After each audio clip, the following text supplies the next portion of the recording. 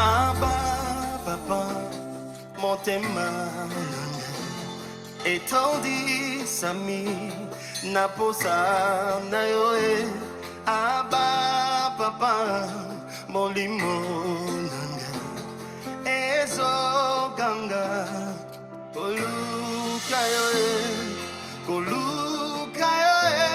nana kotikateo kotambole na yo osambo temananga kolanda yoe nana kolembateo kungumba mela yo tina bomo idake.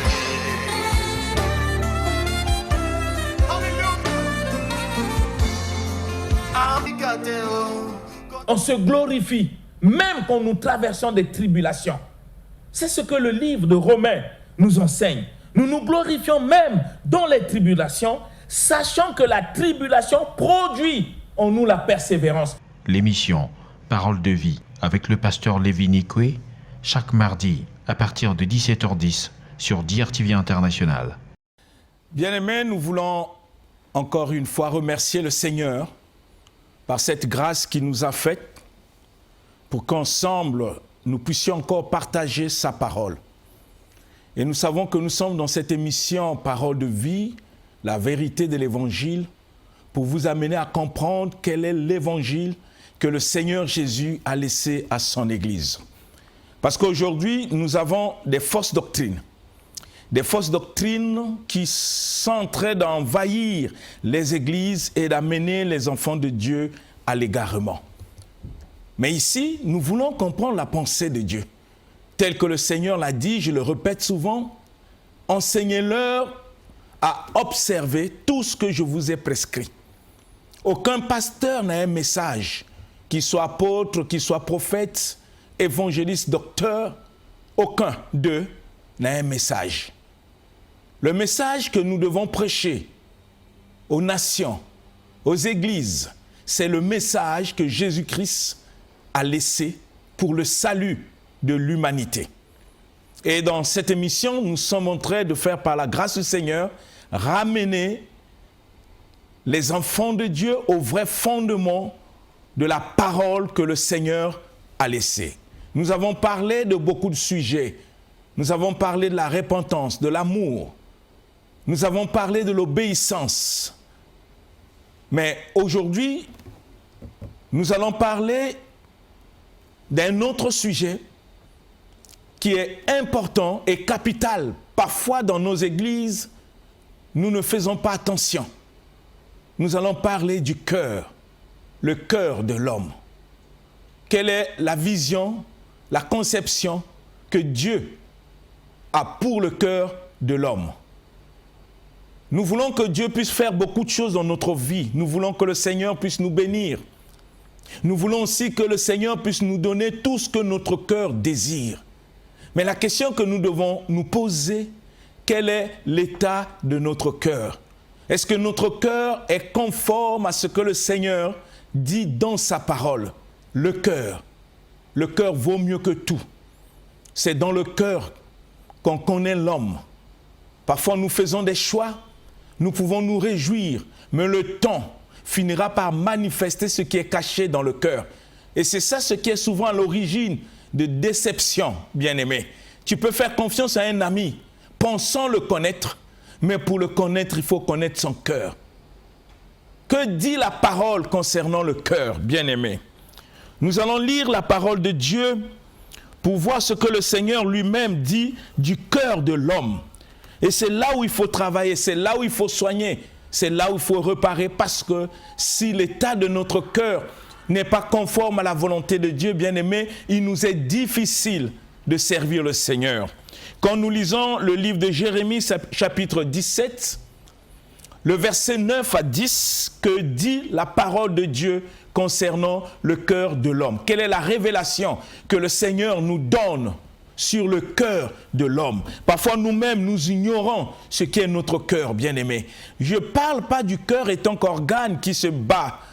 Non, je parle du cœur étant que notre homme intérieur. Je parle du cœur là où est le siège de toutes nos émotions, de toutes nos pensées. Je parle du cœur, du vrai toi qui est caché à l'intérieur. Parce que l'extérieur n'est que l'apparence.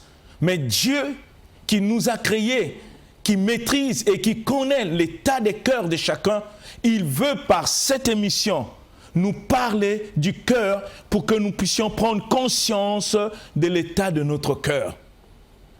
Lisons le livre de Jérémie, chapitre 17, versets 9 à 10. Que dit le Seigneur? Jérémie, chapitre 17, du verset 9 au verset 10. Nous lisons la parole de Dieu dans la version Louis Ségan revue au nom du Seigneur Jésus-Christ. Amen. Le verset 9. Le cœur est tortueux par-dessus tout, et il est méchant. Qui peut le connaître? Moi, l'Éternel, j'éprouve le cœur, je sonde les reins pour rendre à chacun selon ses voies, selon le fruit de ses œuvres. Amen. Amen. Voyez comment Dieu voit le cœur de l'homme, bien-aimé. Le Seigneur nous révèle l'état du cœur de l'homme. Il nous dit que le cœur de l'homme est tortueux. Dans d'autres versions, on dit le cœur de l'homme est trompeur. Le cœur nous trompe. Le cœur de l'homme est trompeur plus que tout. Et il est incurable. Qui peut le connaître? Voilà la question que le Seigneur pose dans le verset 9. Le cœur de l'homme, ton cœur à toi, c'est un cœur trompeur. Vraiment un cœur trompeur. Un cœur incurable. Et le Seigneur pose la question, qui peut le connaître? Le cœur de l'homme. C'est ainsi que le verset 10 nous dit, moi, l'Éternel, j'éprouve le cœur, je sonde le cœur, j'éprouve les reins pour rendre à chacun selon sa voie, selon le fruit de ses actions. Donc ça veut dire que nos actions, notre conduite, notre manière d'être, de faire, est le résultat de l'état de notre cœur. C'est dans notre cœur que nous trouvons des secrets. Mais Dieu nous montre que notre cœur, il est trompeur, notre cœur. Notre cœur parfois ne nous conduit pas dans des voies justes. Notre cœur. Si nous n'arrivons pas à examiner l'état de notre cœur, nous ne devons pas être étonnés des actes que nous posons. Parce que c'est le fruit de notre cœur. Ce qui est caché en nous. Le vieux homme. Mais est-ce que nous, étant que chrétiens, nous prenons conscience de l'état de notre cœur parce que le Seigneur s'intéresse au cœur. Dieu n'intéresse pas l'apparence, il s'intéresse au cœur de l'homme. C'est du cœur que tout se manifeste extérieurement. C'est du cœur. C'est ainsi que Dieu veut que nous puissions prendre conscience que tant qu'homme dont le péché réside en nous, Dieu dit l'état de notre cœur, c'est un cœur trompeur. Un cœur qui peut nous amener dans des voies du mal. Un cœur qui est incurable, qu'on ne peut guérir. Et le Seigneur montre qu'il est le seul à sonder les cœurs des hommes. Le seul. Bien-aimés, vous ne voyez pas que c'est la vérité absolue. Parce qu'à un certain moment, on peut faire des choix dans nos mariages et après quelque temps, on dit on regrette parce qu'on ne connaît pas les cœurs des gens auxquels nous formons des amitiés, nous contractons des mariages. Nous ne connaissons pas les cœurs des gens. Voir une personne de l'extérieur, parler avec lui, ça ne te dit pas que tu le connais. Parce que connaître une personne, c'est comprendre ce qui se passe au fond de son cœur. C'est ainsi que Dieu dit, lui sonde le cœur. Il éprouve les reins pour rendre à chacun selon sa voie et selon le fruit de ses actions. Parce que ça vient du cœur, bien-aimé. Réfléchis un peu en tant que chrétien. Est-ce que chaque jour tu fais l'examen de ton cœur? Parfois on a une joie éphémère, une joie hypocrite. Mais puisque les hommes ne voient pas ce qui se passe au fond de nous, Les hommes ne réalisent pas exactement ce que nous sommes. On nous juge que par apparence, on nous juge par notre extérieur. Mais Dieu, lui, il ne juge pas l'homme par l'extérieur. Parce qu'il sait que la vérité de ce qui est l'homme se trouve au fond de son cœur. C'est le cœur qui cache beaucoup de choses. C'est ainsi que vous allez voir dans le livre de Matthieu, Jésus était au milieu des personnes, mais il n'était pas en train d'apprécier leurs actions, mais il voyait ce qui se murmurait au fond de leur cœur. Dans le livre de Matthieu, chapitre 9, verset 4, parce que dans cette émission, nous allons laisser la Bible nous enseigner, la parole nous parler. Raison pour laquelle nous allons lire beaucoup de passages, parce que nous ne voulons pas la sagesse humaine, nous ne voulons pas l'intelligence humaine, mais nous voulons que la parole seule puisse nous enseigner à travers ses serviteurs. Matthieu chapitre 9, le verset 4, que dit la parole? Matthieu chapitre 9, au verset 4, je lis au nom du Seigneur. Amen. Et Jésus, connaissant leurs pensées, dit: Pourquoi avez-vous de mauvaises pensées dans vos cœurs? Amen. Amen. Jésus était au milieu de la foule.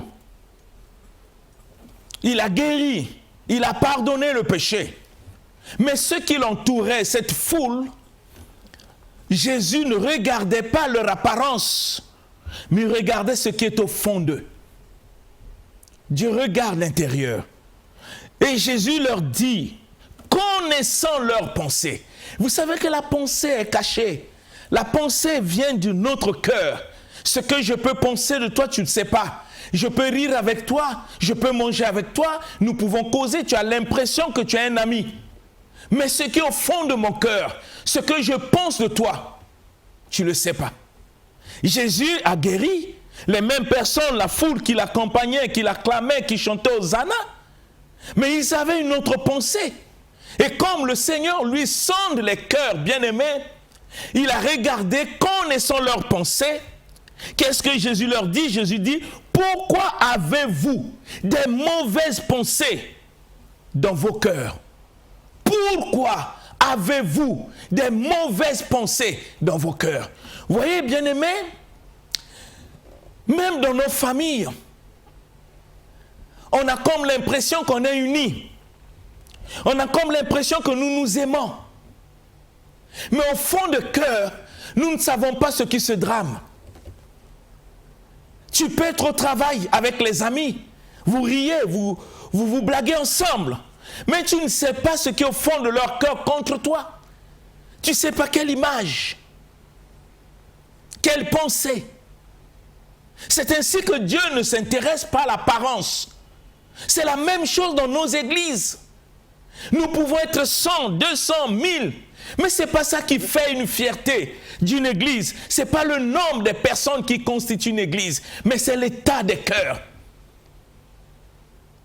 Comment pouvez-vous expliquer que nous sommes une église du Seigneur, mais dans l'église nous trouvons parfois des divisions? Nous sommes parfois surpris par des rébellions, des personnes chères, mais nous ne savons pas ce qui drame dans leur cœur. À un certain moment, ils peuvent nous surprendre par leur comportement. Mais pourquoi? Mais parce que nous n'avons pas la capacité de sonder les cœurs des gens. Nous n'avons pas la capacité de voir l'intérieur des personnes que nous prétendons être nos amis, nos frères, nos sœurs. Nous n'avons pas la capacité. Si Dieu avait permis qu'avant de s'allier à une personne, que tu puisses regarder ce qui est au fond de son cœur, je pense que beaucoup de gens ne seront pas liés à des personnes qu'ils prétendent voir comme justes.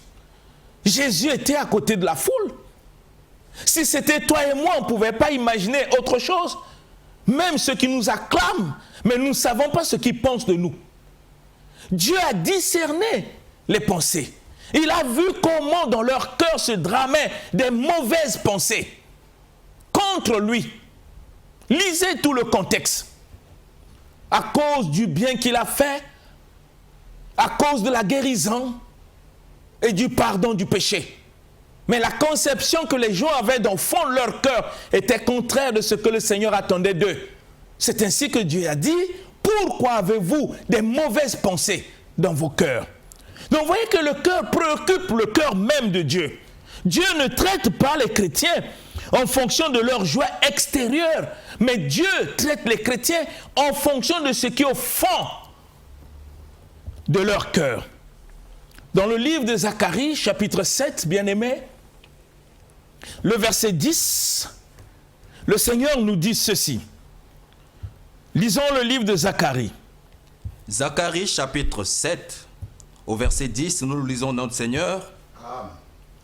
N'opprimez pas la veuve et l'orphelin, l'étranger et le pauvre, et ne méditez pas l'un contre l'autre le mal dans vos cœurs. Amen. Vous voyez, Dieu veille toujours sur le cœur. Que dit le Seigneur? Il dit nous ne devons pas opprimer l'orphelin, la veuve et l'étranger. On ne doit pas les opprimer. Mais parfois, malheureusement, dans nos églises, dans nos familles, il y a des personnes qui n'arrivent pas à supporter la veuve. Et surtout, si c'était la femme de ton frère, de l'un de tes parents, et que le parent décède, et vous allez voir comment on maltraite la veuve. Même des personnes qui venaient à la maison pour manger, mais après la mort de leur frère, ils montrent exactement ce qui est au fond de leur cœur. Et parfois, la veuve est même étonnée de savoir, mais même un tel, mais parce qu'elle ne la connaît pas. La vérité de ce qu'est une personne se trouve qu'au fond de son cœur, bien-aimé. C'est ainsi que Dieu dit, nous ne devons pas opprimer la veuve, ni l'orphelin. Combien parfois des enfants dont leur papa était comme des piliers de la famille, mais dès que le papa meurt, même les frères de ce papa maltraitent les orphelins. Mais ils ne pouvaient pas le faire à la présence du défunt. Mais parce que ce qui était caché au fond de leur cœur, même le défunt ne voyait pas. Ils faisaient parfois confiance à ses frères, pensant qu'après ma mort, mes frères vont s'occuper de mes enfants, les frères vont prendre soin de celles que j'ai laissées, mais ils ne connaissent pas les cœurs des gens. Après la mort, c'est le contraire qui se manifeste. Pourquoi? Parce que ce qui est au fond du cœur de quelqu'un, il n'y a que Dieu qui le sait, bien-aimé. C'est ainsi, vous comprenez pourquoi le Seigneur dans sa parole nous dit, ne vous confiez pas dans l'homme. Maudit quiconque qui se confie dans l'homme. Mais parce que vous ne savez pas ce qui est au fond du cœur de l'homme. Vous ne savez pas, bien-aimés. Et tant que chrétiens, nous devons faire des efforts pour que notre cœur puisse être conforme à ce que le Seigneur attend de nous. Mais malheureusement, dans nos églises, nous avons des chrétiens qui se disent chrétiens, qui ont un mauvais cœur. Bien-aimés, avec un mauvais cœur, il nous est difficile de servir le Seigneur. Parce que nous pouvons tromper des hommes. Nous pouvons tromper tout le monde. Mais nous ne pouvons pas tromper Dieu. Parce que Dieu ne voit pas notre apparence, bien-aimé. Mais Dieu sait exactement ce qui est au fond de notre cœur. Ce que nous sommes en train de dramer. Même ce que nous disons n'est que l'apparence, n'est que mensonge. Mais parce que la vérité est cachée au fond de notre cœur. Et Dieu dit, nous ne devons pas opprimer l'étranger, l'orphelin, la veuve. Mais qu'est-ce qu'il faut faire? Ni le pauvre. Et le Seigneur dit, ne méditez pas le mal dans vos cœurs, chacun contre son frère. Nous ne devons pas méditer le mal. Mais vous ne pouvez pas imaginer, nous qui prions, nous qui devons être des modèles. Nous n'arrivons pas à appliquer la parole de Dieu telle que le Seigneur nous enseigne. Combien dans nos églises, nous méditons le mal les uns les autres? Combien on médite le mal dans notre cœur? Parce que si on ne méditait pas le mal dans notre cœur, notre église, ça sera un lieu de paix, de tranquillité, de joie et d'amour. Mais malheureusement, ceux qui vont pour servir le Seigneur, qui prétendent être des chrétiens, qui prétendent être des enfants de Dieu, vous trouvez au milieu de nous des enfants de Dieu, des divisions. Pourquoi? Mais parce que notre cœur n'est pas droit devant Dieu. Mais le Seigneur nous enseigne de ne pas méditer le mal contre ton frère, quel que soit ce qu'il a pu commettre. Nous ne pouvons pas méditer le mal. Mais combien nous méditons le mal, même au niveau de travail. Quand l'autre travaille bien, quand l'autre est excellent, au lieu de l'appuyer, de le soutenir dans la prière, mais ton cœur médite le mal parce que tu veux le voir échouer, tu veux le voir faillir, tu veux le voir faire naufrage afin que tu occupes le poste. Envier quelqu'un, c'est méditer le mal. Celui qui ne sait pas encourager les talents des autres, apprécier les autres, c'est un homme ou une femme dont son cœur, tous les jours, médite le mal. Mais Dieu nous interdit de méditer le mal contre un frère, contre une sœur. Comment je peux méditer le mal contre un frère, contre une sœur, malgré ses manquements? Dieu n'a jamais médité le mal contre nous. La Bible nous dit même que Christ a sacrifié sa vie sur la croix pour nous quand nous étions encore des pécheurs. Malgré notre état, malgré notre comportement, Jésus n'a jamais médité le mal. Le souci qui était dans son cœur, comment faire pour l'aider à changer, comment faire pour l'aider à devenir meilleur. Et Dieu veut que nous puissions avoir ce cœur qui pense toujours le meilleur des autres. Mais pas de méditer le mal. Tu peux sourire avec quelqu'un, mais derrière son dos, tu médites le mal. Et tu te dis chrétien, bien-aimé. Quel chrétien, quel genre de chrétien es-tu? Si le Seigneur auquel tu sers te dit, il ne faut jamais méditer le mal contre quelqu'un dans ton cœur. Pourquoi tu le fais? Pourquoi tu le fais? Pourquoi tu laisses le mal te dominer? Au lieu de soutenir ton frère, au lieu de soutenir ta soeur qui est dans les défauts, si toi tu as fait des efforts par la grâce du Seigneur à devenir meilleur, pense aussi que Dieu qui t'a transformé est capable de transformer l'autre. Au lieu de rester là à méditer le mal contre ton frère ou contre ta soeur. Combien dans nos églises nous nous comportons en hypocrite? Des salutations de Judas. Mais au fond de notre cœur, il y a parfois des frères et des sœurs que nous ne portons pas parce que nous méditons le mal contre eux. Et nous sommes champions parfois à parler du mal des autres. Cela manifeste l'état de notre cœur. Parce que dans le cœur d'une personne, il ne peut pas méditer le mal contre quelqu'un, même sa bouche ne parlera pas le mal ou les défauts des autres. C'est ce que le Seigneur nous enseigne. À un certain moment, nous partons à l'église. C'est une bonne chose. Mais on se pose la question, on part à l'église pour faire quoi? Si nous ne sommes pas prêts à nous soumettre à la volonté de Dieu, si nous ne sommes pas prêts à obéir au Seigneur,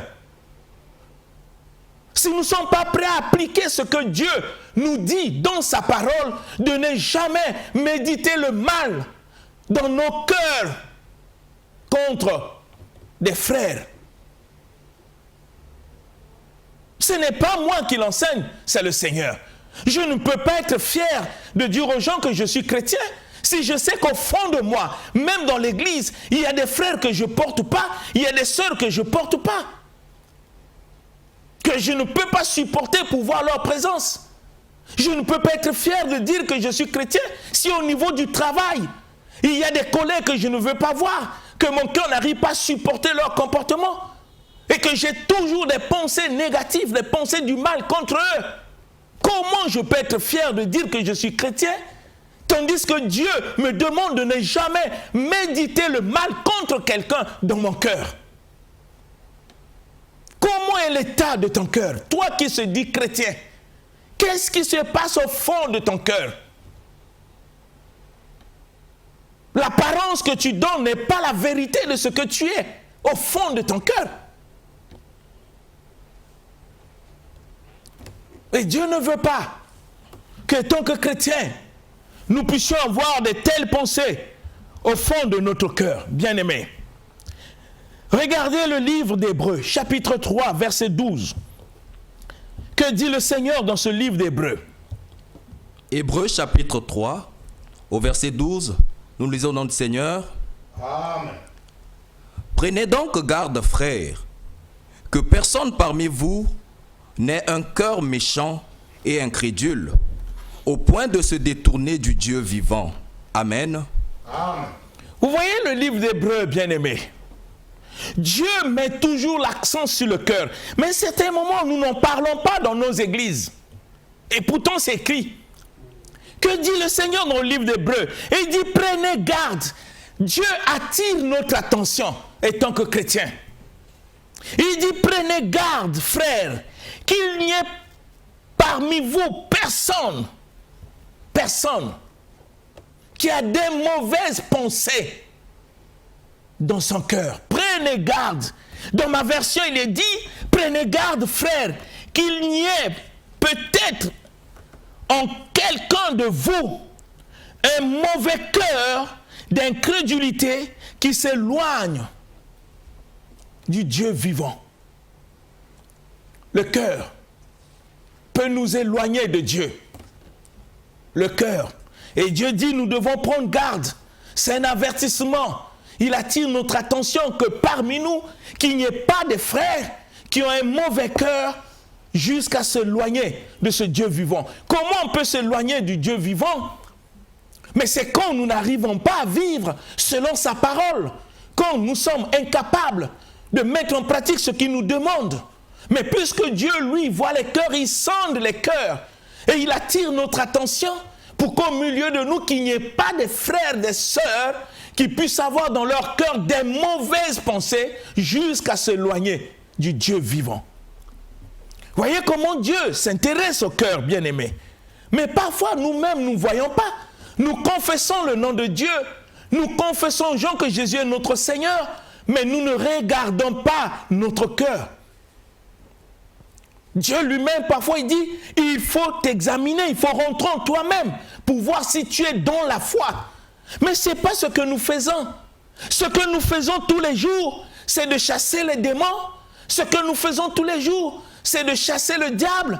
Ce que nous faisons tous les jours, c'est demander à Dieu de nous bénir. Ce que nous faisons tous les jours, de dire à Dieu que je veux voyager. Ce que nous faisons tous les jours, c'est chercher les visas, chercher les promotions, chercher la prospérité. Voilà ce que nous faisons tous les jours. Mais nous sommes incapables de rentrer en nous-mêmes pour voir quel est l'état de mon cœur. Moi qui demande à Dieu la bénédiction. Moi qui veux que Dieu puisse me rendre prospère. Moi qui veux que Dieu puisse me donner des promotions. Mais comment est l'état de mon cœur?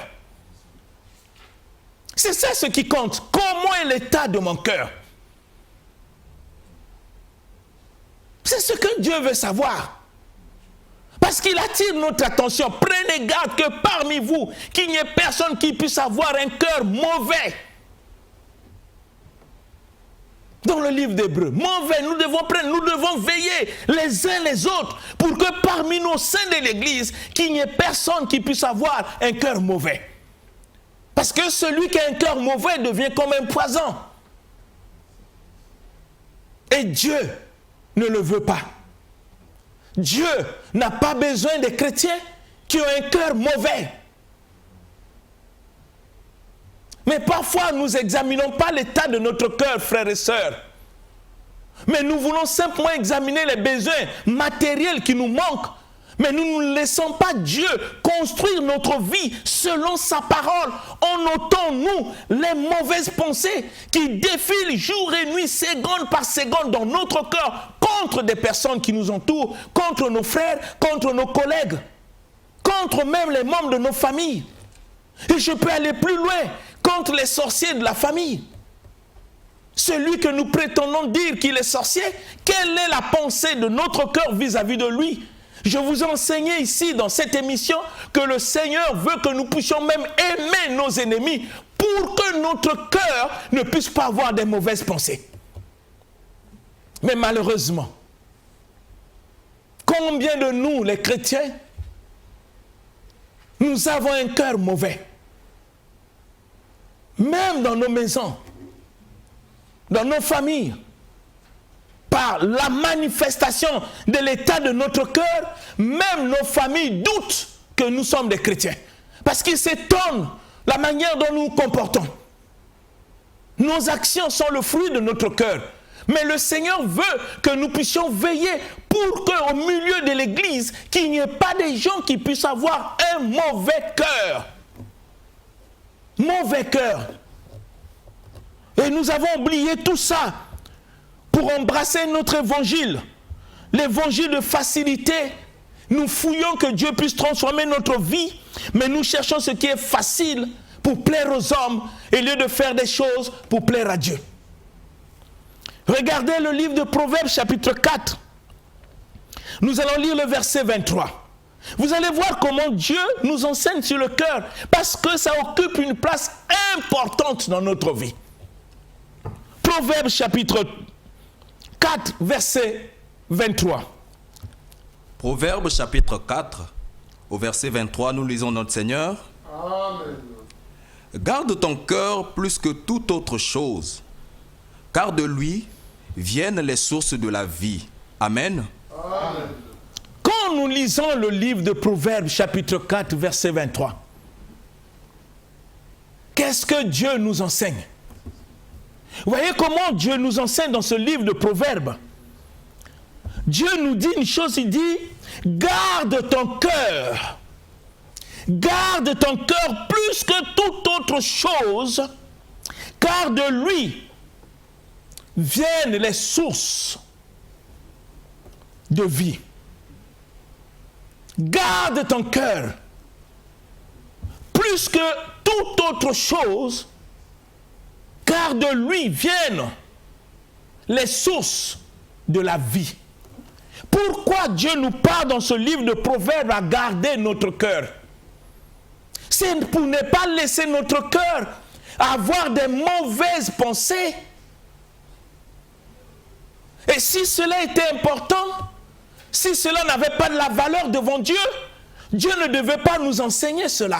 Il dit il faut garder ton cœur plus que toute autre chose que tu peux posséder. Parce que c'est du cœur que viennent les sources de vie. Les sources de vie ne viennent pas de ton argent, ne viennent pas de ce que tu possèdes, mais ça vient du fond de toi, de ton cœur.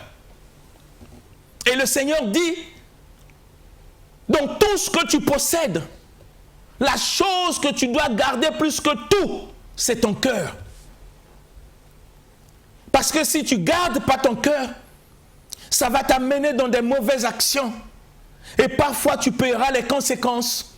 Tu auras comme l'impression que Dieu t'a abandonné, mais pourtant c'est toi qui es en train d'abandonner Dieu en laissant ton cœur ouvert pour que le diable l'utilise afin de détruire ta vie et la vie de ceux qui t'entourent.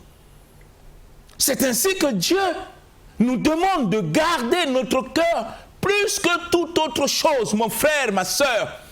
Je me pose la question, si ton cœur te préoccupe, ou ce sont des visas que tu veux. Je me pose si ton cœur te préoccupe, ou ce sont des promotions que tu cherches. Je me pose la question si ton cœur te préoccupe, ou ce sont des bénédictions, la richesse que tu cherches. Qu'est-ce qui préoccupe ta vie? Mais Dieu veut que nous puissions nous préoccuper d'abord de l'état de notre cœur. Nous devons le garder plus que toute autre chose. Est-ce que c'est ce que tu fais, mon frère, ma soeur? Est-ce que tu veilles sur les pensées qui peuvent monter au fond de ton cœur? Est-ce que tu contrôles ces passions mauvaises qui peuvent monter au fond de ton cœur? Est-ce que tu contrôles des décisions que tu prends et parfois tu ne sais pas les conséquences qui peuvent être fatales? Mais pour ne pas permettre à ton cœur d'agir n'importe comment, Dieu te conseille dans le livre de Proverbes 4, 23 que tu dois garder ton cœur plus que toute autre chose, car c'est de lui que viennent les sources de la vie. Dieu qui nous a créés ne se trompe pas, bien-aimé. Ce qu'il te dit est la vérité absolue. Si tu ne prends pas soin de ton cœur, bien-aimé, tu seras déçu. Nous lisons le livre de Samuel, 1 Samuel chapitre 16, verset 7. Que dit la parole? 1 Samuel chapitre 16, verset 7. 1 Samuel chapitre 16, au verset 7, nous lisons notre Seigneur. Et l'Éternel dit à Samuel, ne prends point garde à son apparence et à la hauteur de sa taille, car je l'ai rejeté. L'Éternel ne considère pas ce que l'homme considère. L'homme regarde à ce qui frappe les yeux, mais l'Éternel regarde au cœur. Amen. Vous voyez, dans ce livre de Samuel, Dieu avait envoyé le prophète pour aller établir un nouveau roi à cause de la désobéissance de Saoul. Et il est parti chez un monsieur Isaïe. Arrivé là-bas, on a présenté les enfants. Et Samuel regardait et il a vu un enfant qui était très beau, bien bâti. Et Samuel a pensé dans sa tête que c'est celui-là que Dieu a choisi. Mais l'Éternel lui fait des remarques pour montrer le comportement. Il dit, l'Éternel dit à Samuel, ne prête pas attention à son apparence. Nous voyons les gens par apparence. Parce qu'il est bien habillé, il est en cravate, il roule voiture, on dit, voilà un bon monsieur. Tu ne le connais pas. Nous jugeons les gens par apparence. Et Dieu dit, ne regarde pas son apparence, ni à la hauteur de sa taille, parce qu'il était bien bâti, car je l'ai rejeté. Il ne s'agit pas ici de ce que voient les hommes, parce que les hommes voient ce qui frappe les yeux, mais l'Éternel, lui, il voit les cœurs. Dieu ne voit pas ce qui frappe les yeux. Nous, parfois, quand on voit quelqu'un apparaître, on dit, oui, ça c'est un homme, mais tu ne le connais pas. Dieu, lui, il ne voit pas ce qui frappe les yeux, il voit le cœur. Je veux que tu puisses réfléchir, mon frère, ma soeur. Nous allons revenir le mardi prochain pour continuer, afin que tu comprennes l'importance et la place qu'occupe le cœur devant le Seigneur. Peut-être que tu t'es jamais occupé de ton cœur. Peut-être que tu t'es pas rendu compte que toute ta vie dépend de ce qui est au fond de ton cœur. Le mardi, nous allons en parler. Je veux que tu puisses pas rater. Dans notre chaîne DRTV International, tu comprendras la vérité de l'évangile concernant l'état de cœur de l'homme.